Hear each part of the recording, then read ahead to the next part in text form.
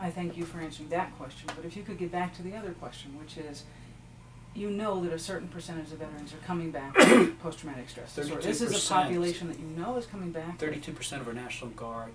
And as much as we need to employ them, and there are so many places in this economy where they could be employed, why would you aim for elementary schools? Well, post-traumatic stress disorder does not mean that they're violent. No, of course not. And we do not, we do, you know, as I said, there are many, many, many people who have post-traumatic stress disorder from growing up in center cities or having causations, but we don't preclude them from doing it. Look, the thing about the military that does set it apart from other professions is not that they're out there shooting, it's that they bear the dignity of danger. And I have been taken by how well they bear that, in the sense of, often, and in the vast majority, with the dignity of understanding that this is something that you wish would not occur. No, their post-traumatic stress disorder comes about by a different way, but it should no more proscribe them from having an occupation than anyone else. You would need to extend it to probably millions. As long as it's treated. And yes. Veterans are famous for not going for treatment. Well, no, they're famous for not going for treatment, if I might, because Arlen Specter and the Republican administration, underfunded by $8.4 million, they literally did, and we've now funded it. But you're right, the VA, you know, when they come home, the VA, I know, I had to go, all of a sudden have emergency appendectomy home. They wanted me to have it at the VA. This is early 80s, and I said, oh, not the VA, because it had that reputation. But today it's changed, and by and large, it is a good place. I'm not blaming the VA or Specter. I'm saying soldiers have the attitude, and are given the attitude of go it alone, be strong. Yes. And the whole idea of mental illness is a weakness, and they're totally acculturated with that. But right? you know that's the same. For example, my first summit, I brought up Patrick Kennedy and had a host on mental illness, a summit, because it was one of my points when I ran how we have to take it out of the closet and treat it a mental health parity. By the way, we have that in our bill. For children also, we have it.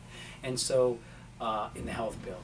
And so, I would say all of society does not want to step forward and say, I've got a mental challenge, because people are worried that their boss at a bookstore may not want them there, as you know. So, no, I don't think it's, I mean, for a young child growing up in a tough city and something, and I only say that because I've sat with the doctors at University of Penn and other, associated with VA, and they say it comes about by different means and has to be treated differently at sometimes, you know, but it does not mean that how it affects a person is more grave in one case than the other. Okay, well, we'll move on. Doesn't mean we don't want to work hard at it, very hard at it. That's why we appropriated $10 billion and all. And that's why I've met with the VA, because they sometimes are hesitant to go to the VA. So that's why I've been pushing to have VA outsource more in a community with family. Would be, say, the local doctor. For example, I brought together 150 mental health specialists before the National Guard, our National Guard last year, went over to Iraq and brought the families and others together. It was called Give an Hour, to where when before they went and when they were gone, to the families, and when they came, there was a local mental health worker where the family would feel more comfortable, because the family's the one that coaxes people forward. You know that even outside the military. And that was an effort to try to bring that about. I see your top contributor so far is Act Blue, officially, a progressive Democratic clearinghouse for fundraising.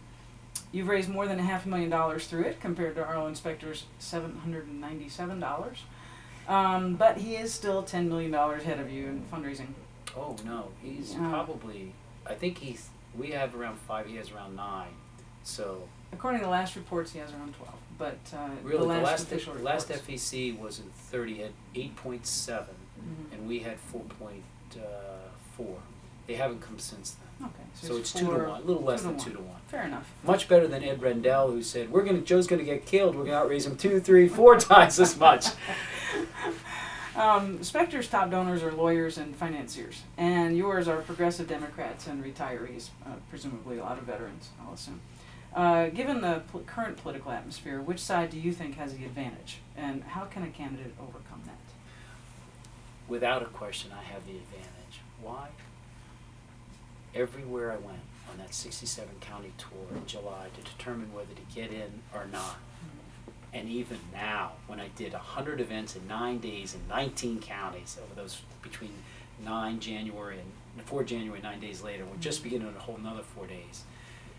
The lack of trust they have in politicians, where they don't believe any longer that they're in it for the working family.